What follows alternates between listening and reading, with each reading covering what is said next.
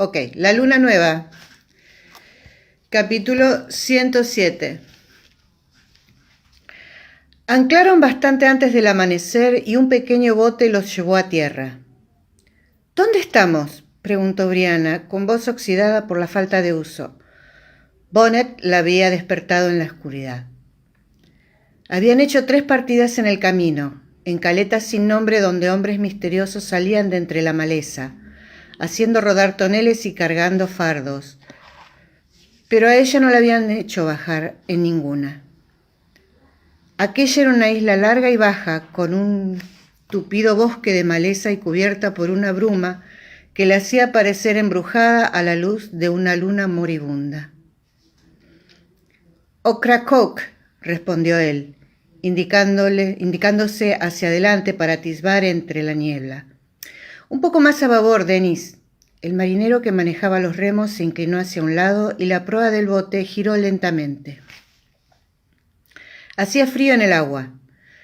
Se sintió agradecida por el grueso mantón que él le había puesto sobre los hombros. Aún así, el fresco de la noche y el mar abierto poco tenían que ver con el pequeño y constante escalofrío que le hacía temblar las manos y que le entumecía los pies y los dedos.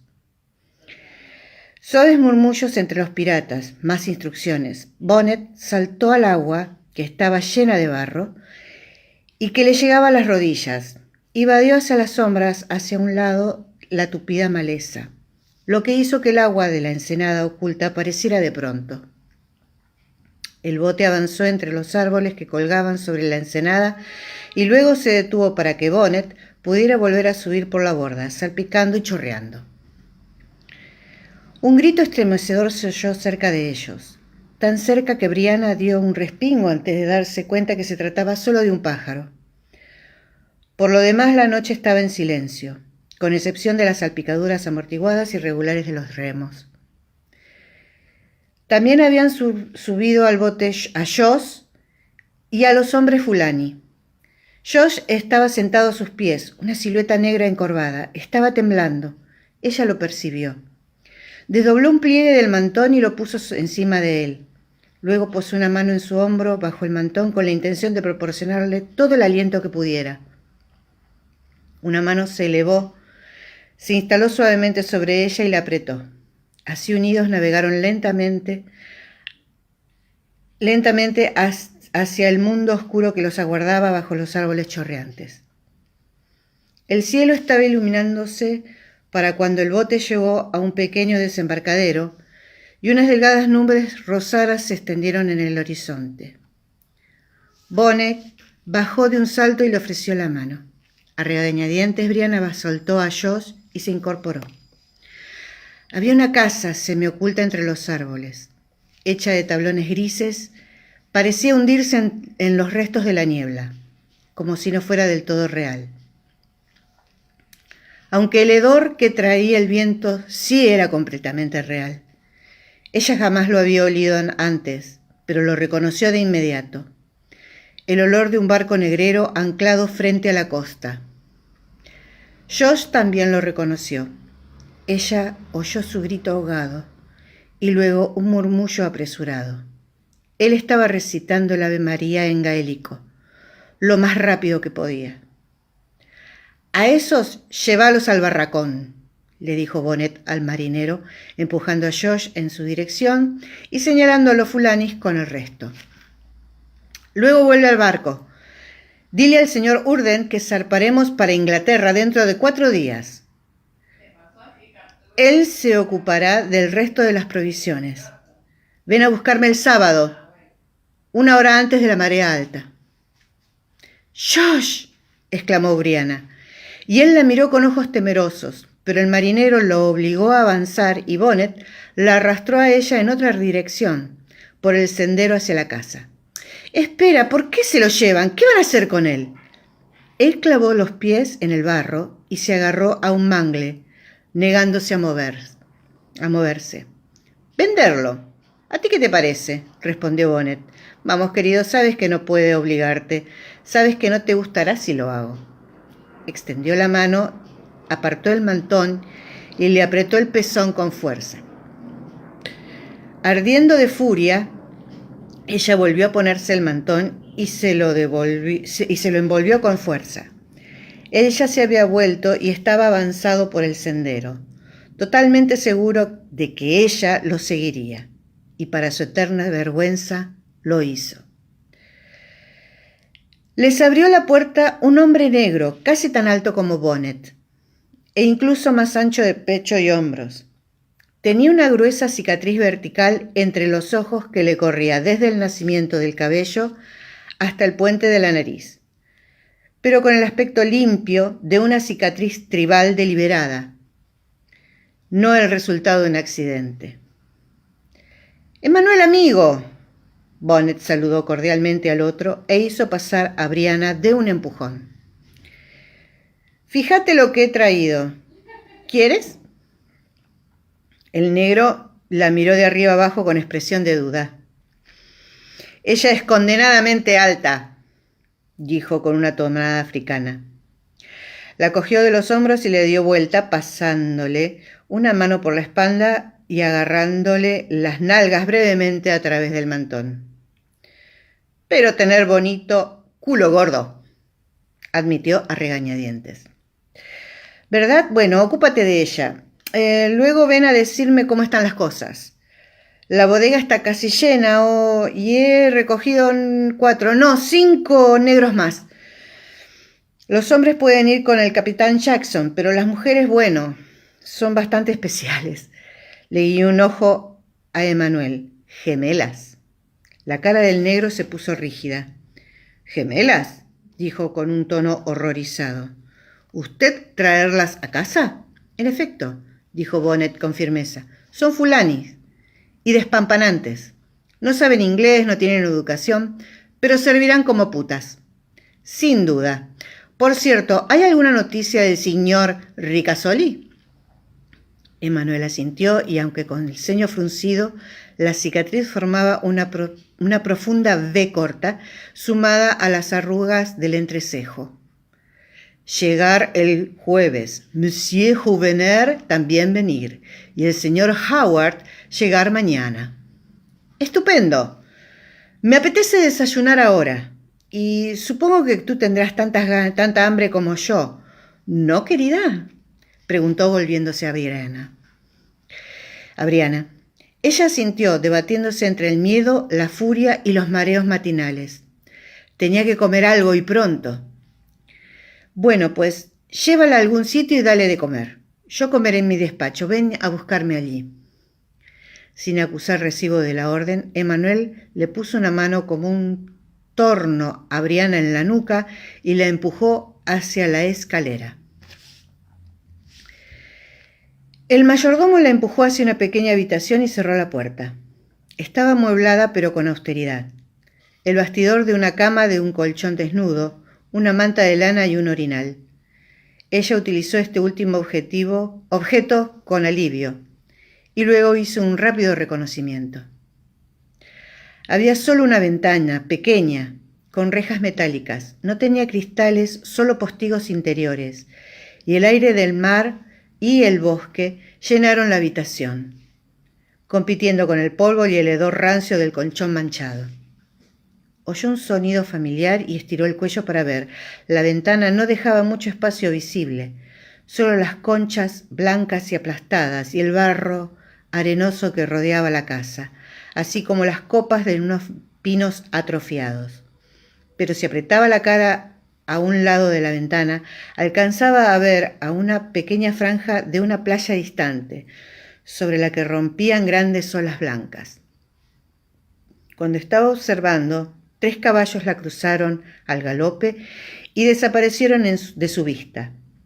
Pero cuando el viento transportó sus relinchos, llegaron 5 más, y luego otro grupo de 7 u 8. Eran caballos salvajes, descendientes de ponis españoles dejados allí un siglo antes. Esa visión la fascinó, y siguió mirando durante un largo rato con la esperanza de que regresaran, pero no lo hicieron. Solo pasó una bandada de pelícanos y luego unas pocas gaviotas. La visión de los caballos la había hecho sentirse menos sola durante unos pocos momentos, pero no menos vacía. Llevaba como mínimo media hora en aquella habitación y aún no había oído pasos en el vestíbulo que le indicaran que la llevaban comida. Con cautela, probó la puerta y se sorprendió al hallarla abierta. Sí le llegaron sonidos de abajo. Había alguien ahí. Un aroma cálido y granuloso a avena y pan horneándose flotó débilmente en el aire. Tragando saliva para contener el estómago, Brianna se movió procurando no hacer ruido por la casa y bajó la escalera. Se oían voces masculinas en una habitación de la parte delantera. Bonnet y Emanuel. Ese sonido hizo que su diafragma se tensara, pero la puerta estaba cerrada y pasó junto a ellas de puntillas.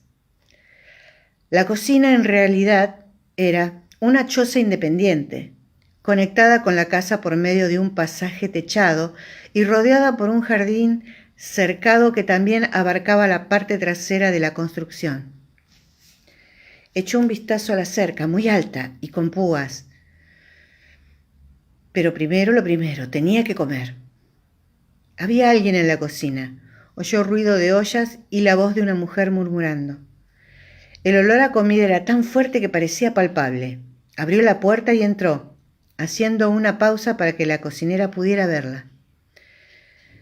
Luego ella vio a la cocinera.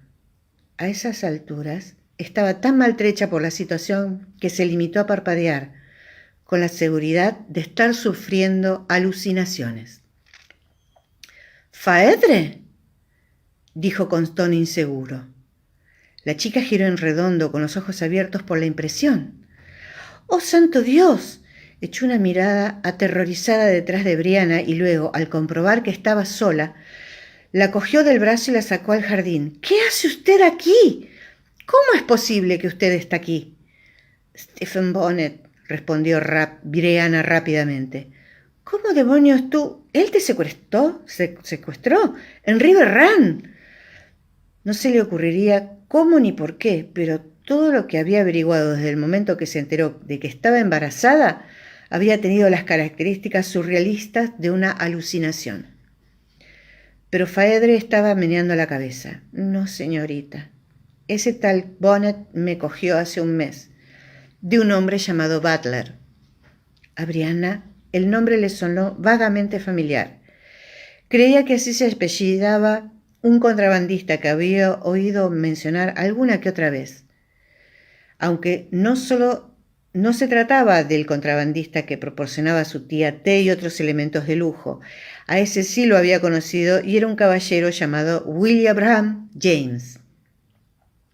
—No lo comprendo, pero espera, ¿hay algo de comer? —preguntó cuando sintió que el estómago se le hundía de golpe. —Oh, claro, espere aquí. Faedre desapareció en el interior de la cocina y regresó con media hogaza de pan y una vasija de manteca. —Gracias. Brianna agarró el pan y comió deprisa, sin preocuparse por untarlo de manteca. Luego puso la cabeza entre las rodillas y respiró unos minutos, hasta que las náuseas se aplacaron. —Lo siento —dijo levantando la cabeza—. Estoy embarazada. Faedre asintió, evidentemente poco sorprendida. —¿De quién? —preguntó. —De mi marido —respondió Brianna. Había contestado de manera cortante, pero luego se dio cuenta, con un pequeño movimiento de sus inestables entrañas, que fácilmente podría haber sido de otra manera. —De modo que no la tiene desde hace mucho. Faedre miró hacia la casa. —No. ¿Has dicho un mes? ¿Has tratado de huir? —Una vez. ¿Has visto a ese hombre, Manuel? Brianna asintió. —Es Ivo. Me siguió la pista por un pantano de cipreses y me hizo lamentarlo cuando me alcanzó. Cruzó los brazos alrededor del cuerpo, aunque hacía calor. El jardín estaba vallado con postes de pino puntiagudos de 2,5 metros de altura, cruzado con cuerdas. Brianna podía pasar por encima si Faedre la ayudaba sosteniéndole el pie, pero en ese momento vio la sombra de un hombre pasar por el otro lado con un arma sobre el hombro. Lo habría deducido por su cuenta si hubiese sido capaz de pensar. Estaban en el escondite de Bonnet, y a juzgar juzgar por las pilas de cajas, fardos y toneles almacenados al azar en el patio, también era el lugar donde guardaba el cargamento de valor antes de venderlo. Naturalmente, estaría protegido. Una débil brisa frotó entre los postes de la cerca, trayendo el mismo hedor vomitivo que había percibido al llegar a la orilla. Tomó otro rápido bocado de pan, obligándose a hacerlo descender como un lastre para su estómago revuelto. Los orificios nasales de Phaedre se fruncieron por el tufo. «Es un barco de esclavos, anclado más allá del rompiente», dijo en voz muy baja. «El capitán vino ayer a ver si Bonnet tenía algo para él, pero aún no ha regresado. El capitán Jackson ha dicho que vendrá mañana». Brianna percibió el miedo de Phaedre. «Él no va a venderte ese Jackson, ¿verdad?», aunque creía que no había nada de lo que Bonnet no fuera capaz. A esas alturas entendía algunas cosas sobre la esclavitud. Phaedre era un artículo de primera, piel clara, joven y bonita, y entrenada como criada personal. Bonnet podría conseguir un buen precio por ella casi en cualquier sitio, y por lo poco que sabía sobre los buques negreros, estos se especializaban en esclavos de África sin preparación. El pan que Brianna había comido se derritió de pronto, convirtiéndose en una masa aguanosa y viscosa en su estómago, y con una clara sensación de inevitabilidad, se incorporó y avanzó unos pocos pasos antes de vomitar sobre un fardo de algodón sin retinar. La voz de Stephen Bonnet resonó en su cabeza, alegre y jovial. «¿Para qué molestarme en llevarte hasta Londres, donde no le servirías nada de nadie? Además, en Londres llueve mucho. Estoy seguro que no te gustaría». «Compran mujeres bonitas», susurró, apoyándose en la empalizada, esperando que la sensación de viscosidad disminuyese. «¿Pero mujeres blancas?» «¿Por qué no?», respondió la parte fría y lógica de su cerebro. «Las mujeres son una propiedad, negras o blancas. Si pueden poseerte, pueden venderte». Se limpió la boca y volvió junto a Phaedre, que estaba sentada sobre un rollo de cobre con la preocupación dibujada en su rostro. «Josh, tienen a Josh también. Cuando desembarcamos le dijo que llevaran a Josh al barracón». «¡Joshua!». Phaedre se enderezó y abrió mucho los ojos. «¡Joshua, el mozo de cuadra de la señorita Joe! ¡Él está aquí!». «Sí. ¿Sabes dónde está el barracón?». Phaedre se había puesto en pie de un salto muy nerviosa. «No lo sé con seguridad. Yo preparo la comida para los esclavos que están ahí, pero se la lleva uno de los marineros, aunque no puede estar lejos de la casa». «¿Es grande?». «No, señora. El señor Bonnet en realidad no se dedica al tráfico de esclavos. Recoge algunos aquí y allá y luego tiene a sus putas. No puede haber más de una docena aquí, por lo que comen. 3 chicas en la casa, 5, contando a la fulana que ha dicho que va a traer. A la fulani que ha dicho que iban a traer». Brianna comenzó a examinar el patio, a buscar de cualquier cosa que pudiera serle de provecho. Era un revoltijo de cosas valiosas, desde montones de seda china envuelta en lino y tela aceitada, hasta cajas de vajilla de porcelana, bobinas de cobre, toneles de brandy, botellas de vinos envueltas en paja y arcones de té. Abrió uno, inhalando el suave perfume de las hojas y hallándolo un alivio maravilloso para sus trastornos internos. En ese momento habría dado cualquier cosa por una taza de té caliente. Pero lo que era todavía más interesante era un buen número de pequeños barriles herméticamente cerrados que contenían pólvora. «Si tan solo tuviera algunas cerillas», murmuró para sus adentros, «o incluso un pedernal». Pero el fuego era fuego y sin duda habría en la cocina. Miró la casa con cuidado, pensando exactamente dónde ubicaría los barriles, pero no podía hacerla volar por los aires con los otros esclavos adentro, menos sin saber qué haría después. El sonido de una puerta abriéndose la paralizó. Para cuando Emmanuel miró hacia afuera, ella ya había dado un salto para alejarse de la pólvora y estaba examinando una caja enorme que albergaba un reloj de pie, cuya dorada esfera asomaba detrás de los listones que la protegían. «Tú, chica», dijo a Briana, «venir a lavarte». Miró a Faedre con furia y Briana percibió que ella no se atrevía a mirarlo a los ojos, sino que se apresuraba a juntar ramitas del suelo. La mano volvió a clavarse en su nuca con fuerza y la empujó ignominiosamente hacia la casa. Esta vez, Emmanuel sí cerró la puerta con llave. Le llevó una palangana y un aguamanil, una toalla y un vestido limpio. Mucho después, regresó con una bandeja de comida, pero hizo caso omiso a todas sus preguntas y volvió a cerrar la puerta al salir. Ella empujó la cama hasta la ventana y se puso de rodillas sobre ella, con los codos metidos entre las rejas. Observó el bosque y la playa distante, las sombras de los matorrales arrastrándose sobre la arena, marcando el avance de las horas. Después de un buen rato, empezó a sentir que se le entumecían las rodillas y que le dolían los codos, de modo que extendió el mantón sobre aquel colchón asqueroso. Tumbándose de costado, observó el cielo por la ventana, los cambios infinitesimales de la luz de un momento al siguiente. Luego se levantó y comenzó a dar vueltas de un lado a otro, contando los pasos, estimando la distancia. La habitación tenía unos 2,5 metros por 3, 8 por 10 pies, 5.280 pies en una milla, 528 vueltas. Para cuando la habitación se oscureció y ella recorrió 2 millas, encontró a Roger en su mente, donde había estado todo ese tiempo ignorado. Se hundió en la cama, acalorada por el ejercicio, y contempló cómo el último de los colores flamígeros desaparecía en el cielo. ¿Podía haberse ordenado tanto como deseaba? Roger había estado tan preocupado por el asunto de la predestinación, sin saber si podría asumir las órdenes sagradas que tanto deseaba, si no era capaz de suscribir de todo corazón ese concepto. Bueno, ella lo llamaba concepto. Para los presbiterianos era un dogma. Sonrió con ironía, pensando en Hiram Crombie.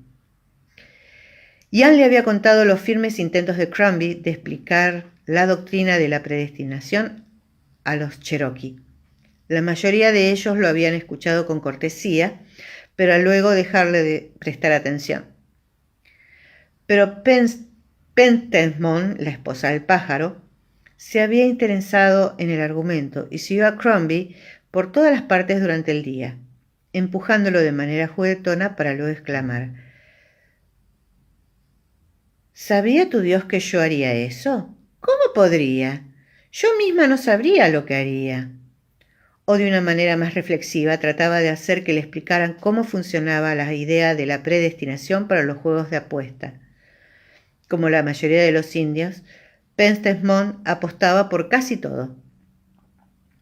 Pensó que era probable que Pentesmond tuviera bastante que ver con lo breve que había sido la primera visita de Crombie a los indios. Pero él había regresado y más de una vez creía en lo que estaba haciendo. Como Roger, maldición, pensó ella con cansancio.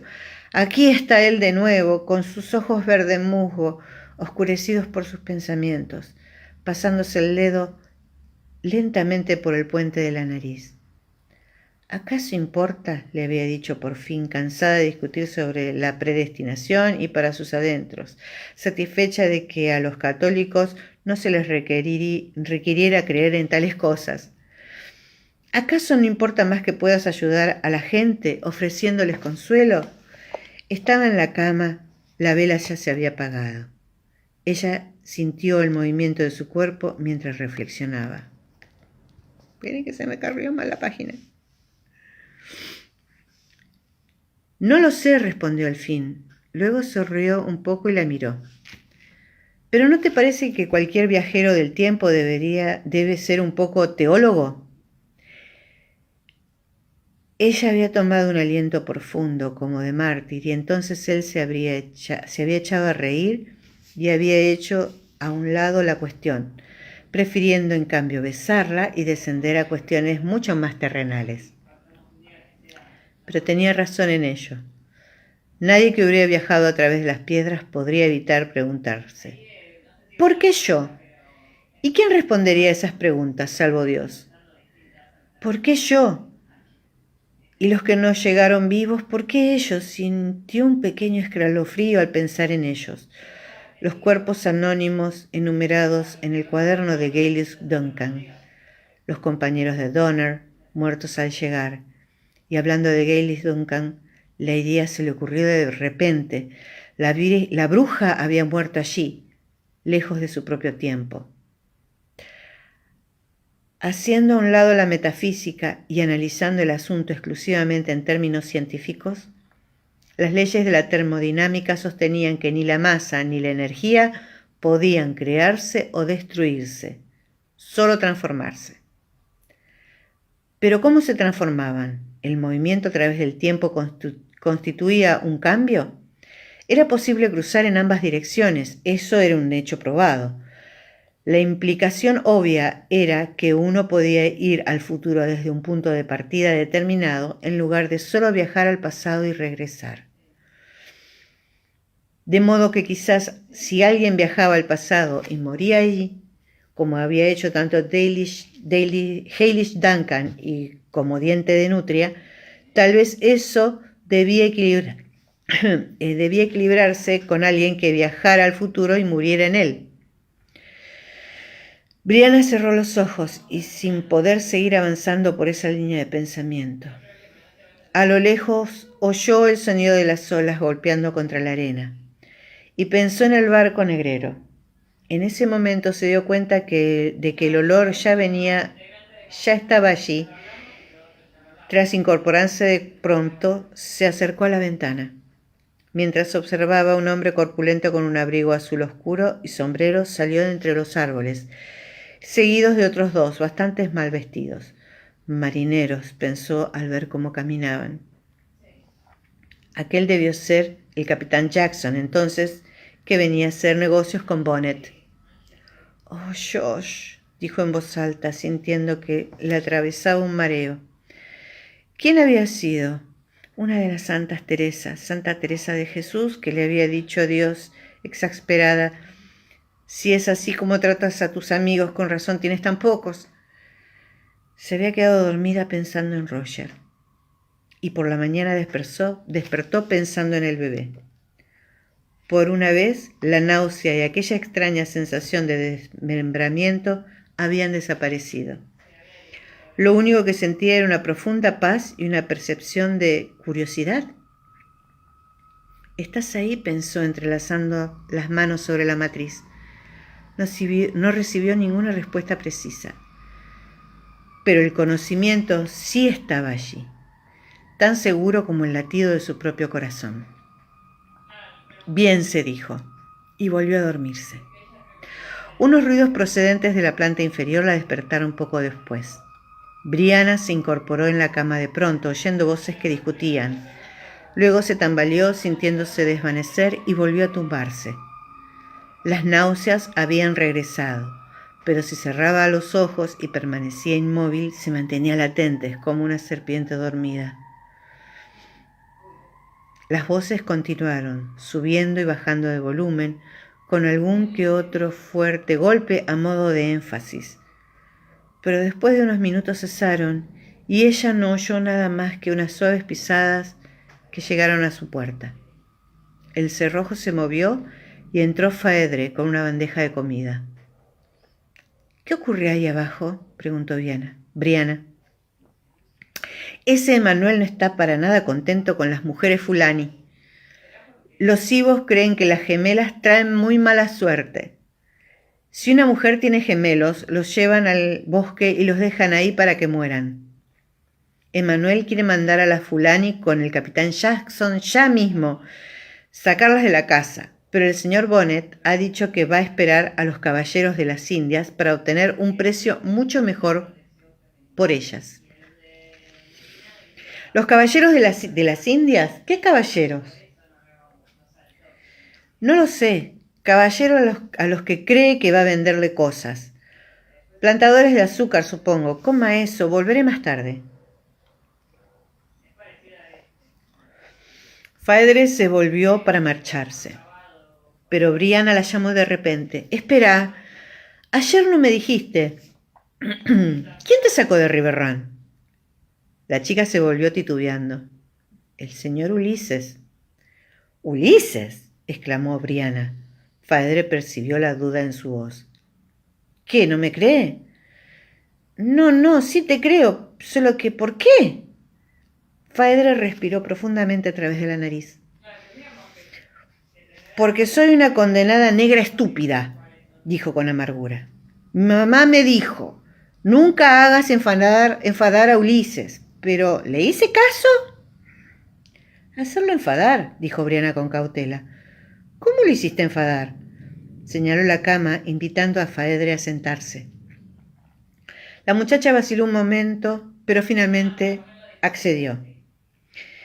El señor Duncan, respondió, es un hombre muy bueno. ¿Sabe que jamás había estado con una mujer? Un caballo le dio una coz cuando era joven, le lastimó los testículos y él creía que no podía hacer nada con eso. Brianna asintió. Su madre le había hablado del problema de Duncan. Bueno, dijo Faedre con un suspiro.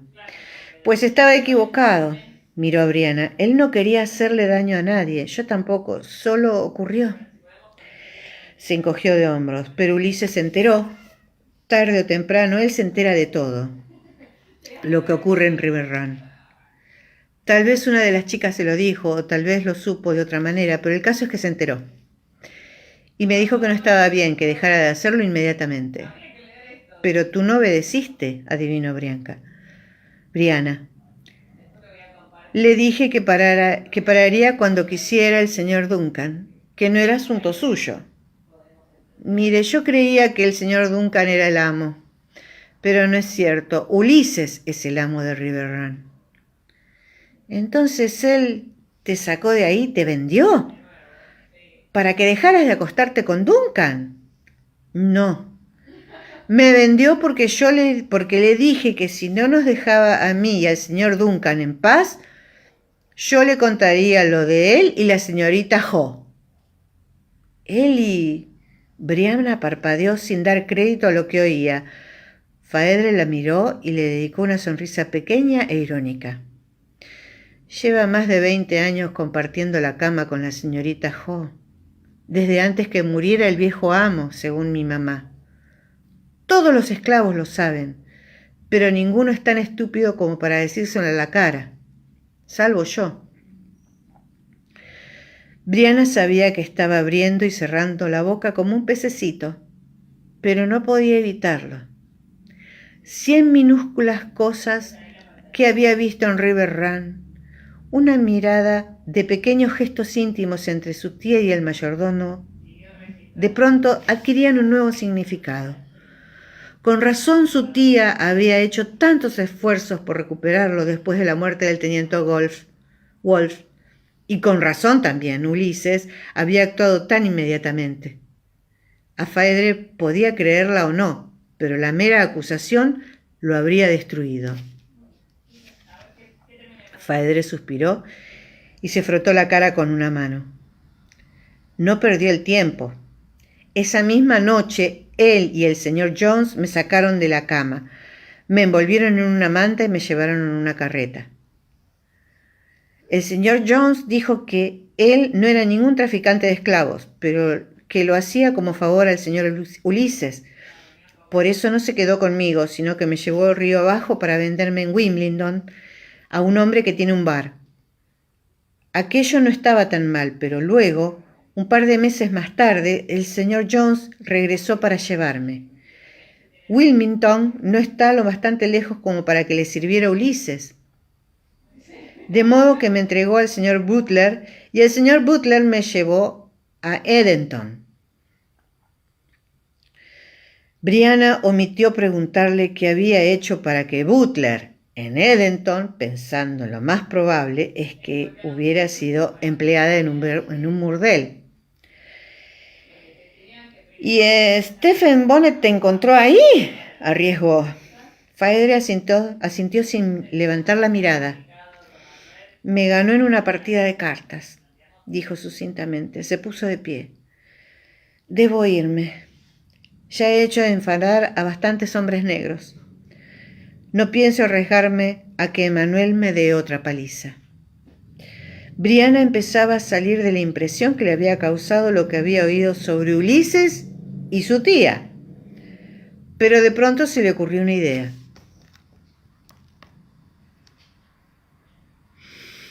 Esperen un poquito. «Espera, solo una cosa más. Vosotros, los esclavos de River Run, ¿saben algo sobre el oro?» «¿Qué? ¿El de la tumba del viejo amo?» «Claro, pero nadie lo toca. Todos saben que está maldito». «¿Saben algo sobre su desaparición?» «¿Desaparición?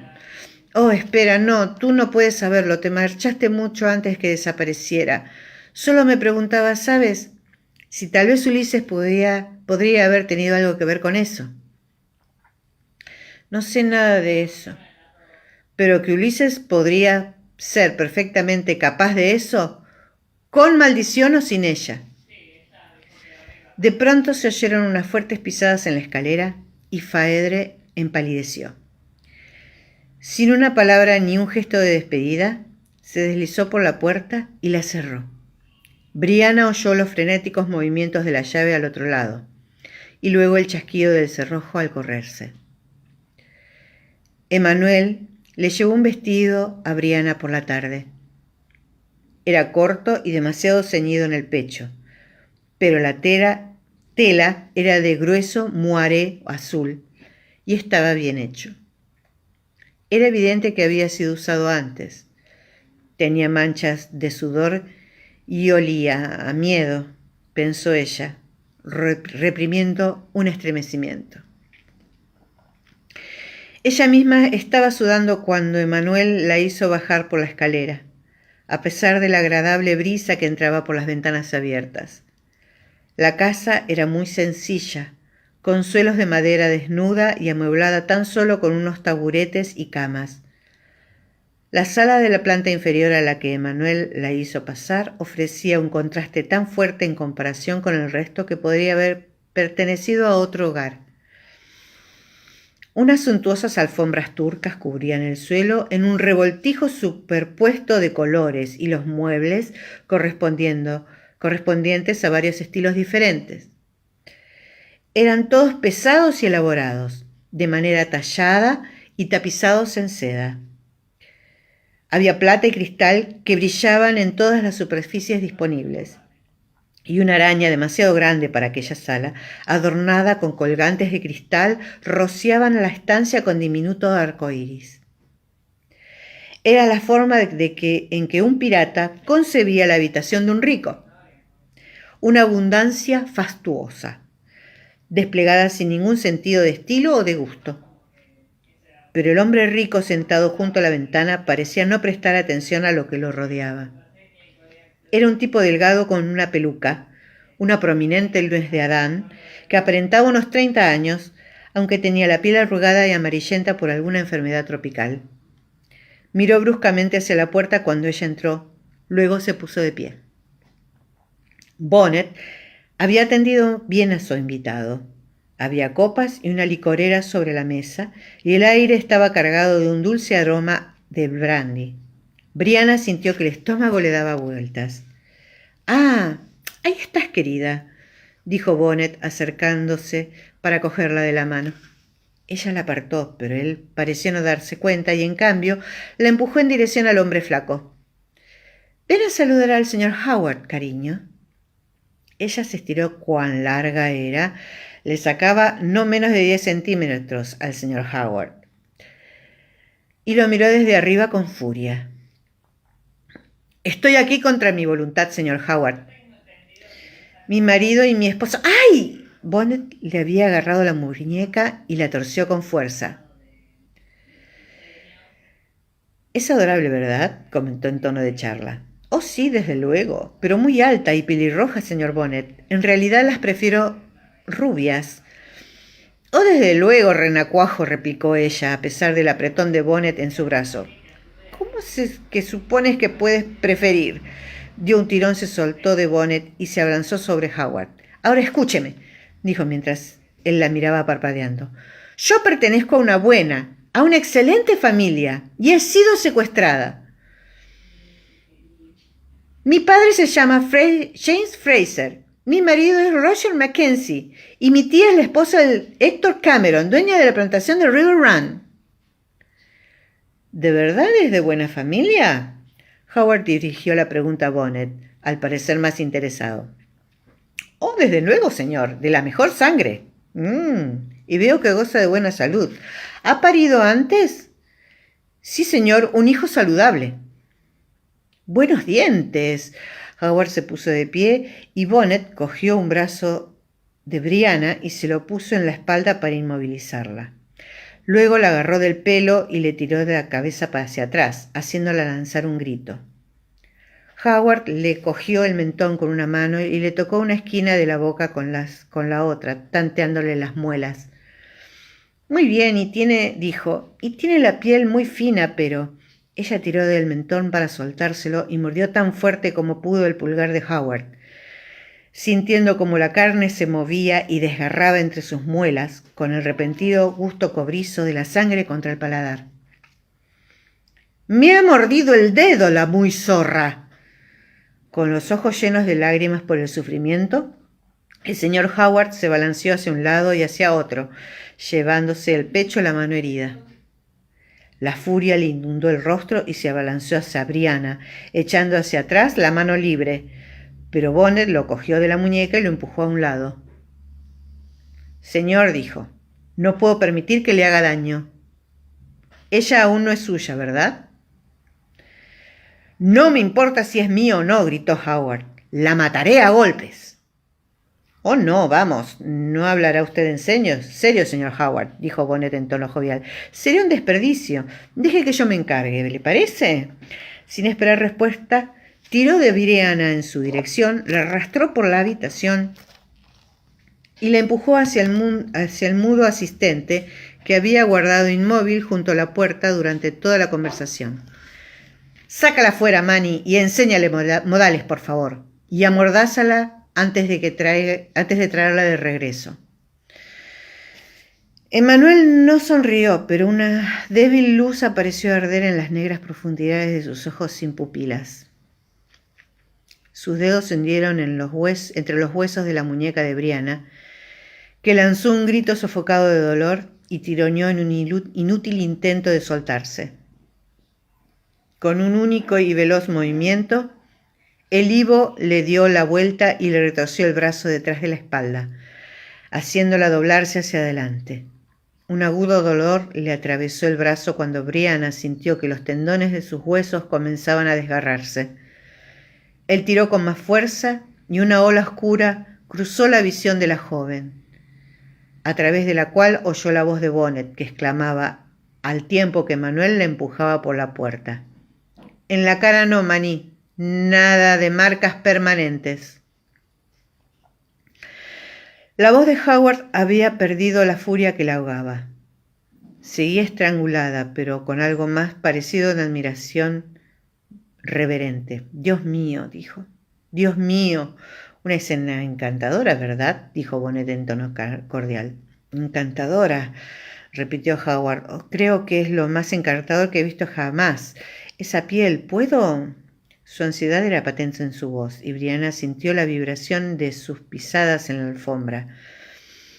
Una fracción de segundo antes que sus manos se clavaran con fuerza en sus nalgas. Ella gritó dentro de la mordaza, pero estaba doblada con fuerza sobre la mesa, cuyo borde se hundía en su diafragma, y el sonido no fue más que un gruñido. Howard lanzó una carcajada de alegría y la soltó. «Oh, mire», dijo, parecía hechizado. «Mire, ¿lo ve? La más perfecta impresión de mis manos. tan blanca en el carmesí, qué maravilla. Oh, está borrándose. Permítame tan solo. Ella apretó las piernas con fuerza y se puso rígida mientras él acariciaba sus partes pudentas. Pero de pronto el roce desapareció.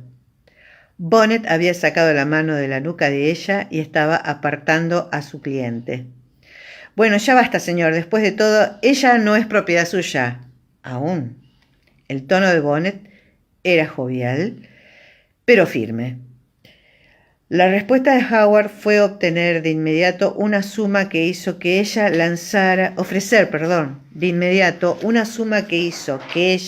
un grito ahogado. Pero Bonnet solo se echó a reír. Es generoso de su parte, señor, desde luego, pero no sería justo para mí, para mis otros clientes, aceptar su oferta sin permitirles hacer lo propio. ¿Verdad? No, señor, se lo agradezco, pero mi intención es rematarla. Mas me temo que tendrá que esperar un día. Howard estaba dispuesto a protestar, a ofrecer más, de una manera imperiosa y seria, pero Bonnet siguió poniendo objeciones, y no tardó en hacerlo salir de la habitación. Brianna oyó sus protestas, que iban apagándose mientras Emmanuel lo alejaba. Ella se había puesto en pie tan pronto como Bonnet había sacado la mano de su nuca, agitándose como una loca para bajarse las faldas. Emmanuel le había atado las manos detrás de la espalda, además de amordazarla.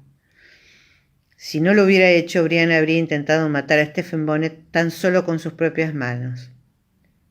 Esa intención debía haber estado visible en su rostro, puesto que Bonnet le echó un vistazo, volvió a mirarla y rió. «Te has comportado maravillosamente bien, querida», dijo. Se acercó a ella y le quitó la mordaza de la boca. «Ese hombre vaciará su cartera por la oportunidad de volver a ponerte las manos en el culo». «Maldito seas, te mataré, hijo de puta». «Oh, vamos, cariño, por tener el culo irritado. Considéralo un pago parcial por mi pelota izquierda». Le dio una palmada bajo el mentón y se acercó a la mesa. «Te has ganado un trago. ¿Brandy u oporto?» Ella hizo caso omiso a lo de la oferta, tratando de controlar la furia. «¿Qué querías decir con eso del remate?», preguntó. «Yo diría que está bastante claro, cariño. Seguro que habrás oído antes de esa palabra». Bonnet se sirvió una medida de brandy y dio cuenta de ella en 2 sorbos. «Mira, tengo 2 clientes más que buscan algo como tú, querida. Llegarán mañana o pasado para echarte un vistazo. Entonces pediré que pujen y tú partirás hacia las Indias el viernes». Hablaba con toda naturalidad, sin el más mínimo asomo de burla. Eso, más que cualquier otra cosa, hizo que a ella le diera un vuelco en el estómago. Era un asunto de negocios, una mercadería. Para él, también para sus condenados clientes, Howard lo había dejado claro. No estaban para nada interesados en quién era o en lo que pudiera querer. Bonnet estaba examinando la cara. Ella se dio cuenta de que él sí estaba interesado y sintió un nudo en las entrañas. «¿Qué usaste con ella, Manny?», preguntó. «Una cuchara de madera», respondió el sirviente con actitud de indiferencia. «Usted dijo no dejar marcas». «Nada permanente, dije», corrigió. «La dejaremos tal cual está para el señor Ricasoli, me parece, aunque el señor Hownever... Bueno, esperaremos a ver qué pasa». Emmanuel no hizo más que asentir, pero sus ojos se posaron sobre Brianna con un repentino interés. En ese instante el estómago le dio un vuelco y la joven vomitó, manchando definitivamente el vestido de seda. El sonido de un alarido muy agudo llegó hasta ella. Caballos salvajes amotinándose en la playa. Si aquella fuera una novela romántica, haría una cuerda con las ropas de cama, se descolgaría por la ventana, Encontraría la manada de caballos y convencería a uno de ellos que la llevara a un lugar seguro. Pero en realidad no había ropa de cama, solo un colchón harapiento. Y en cuanto a acercarse a los caballos salvajes, habría dado mucho por tener a Gideon y sintió que los ojos le ardían al pensar en él. Oh, vamos, ahora sí que te estás volviendo loca, dijo en voz alta, enjugándose las lágrimas. Estás llorando por un caballo, especialmente aquel caballo, aunque era mucho mejor que pensar en Roger o en Jem. No, de ninguna manera podía pensar en Jamie, ni en la posibilidad de que él creciera sin ella, sin saber por qué lo había abandonado, o en el nuevo bebé, en cómo sería su vida como hijo de una esclava. Pero sí estaba pensando en ellos, y esa idea bastó para abrumarla con una desesperación momentánea. Muy bien, pues, saldría de allí. Por enésima vez, recorrió inquieta la habitación, obligándose a avanzar con lentitud y examinar su contenido.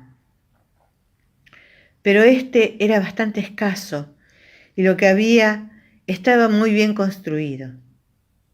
Le habían dado comida, agua para lavarse, una toalla de lino y un cepillo para el pelo. Lo levantó, evaluó su valor potencial como arma y luego volvió a tirarlo al suelo.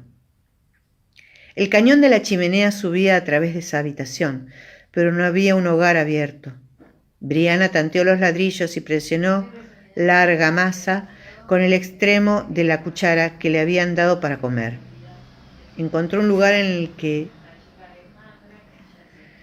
la argamasa estaba lo bastante agrietada como para levantarla, pero después de intentarlo durante un cuarto de hora, solo logró sacar unos pocos centímetros de cemento. Con un mes o más tiempo tal vez valiera la pena intentarlo, aunque las posibilidades de que alguien de su tamaño pudiera colarse por una chimenea del siglo XVIII. Iba a llover.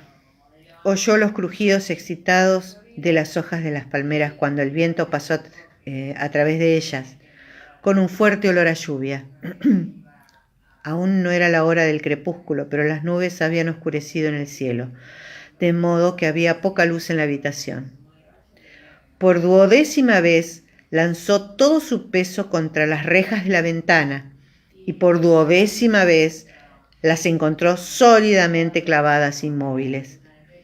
Si tuviera un mes de tiempo, volvió a pensar, podría tratar de afilar el extremo de la cuchara, frotándola contra los ladrillos de la chimenea, luego utilizarla como un escópolo para arrancar lo que hiciera falta del marco y poder así mover una o dos de las rejas. Pero no tenía un mes. Le habían quitado el vestido manchado y le habían dejado con la enagua y el corsé. Bueno, algo era algo.